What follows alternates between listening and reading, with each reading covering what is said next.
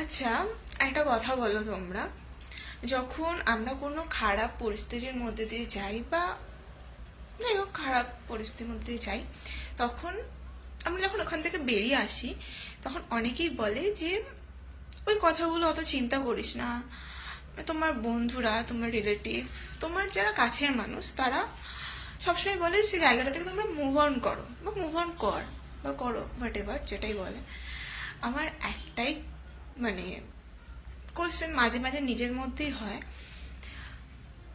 কিছু কিছু স্মৃতি, মানে যে খারাপ সময়টা কাটিয়েছি সেখানে তো কিছু খারাপ সময় আছি, তাই জন্যই খারাপ সময়। তো সেইখান থেকে বেরিয়ে আসাটা কি এতটাই সহজ? না, আমার মনে হয় না এতটা সহজ। সময় লাগে, সময় দিলে হয়, বাট পুরোপুরি সেই জায়গাটা থেকে বেরিয়ে আসা যায় না। 1% ইয়া 0.1% হলেও থেকে যায়। কি বলো, ঠিক তো?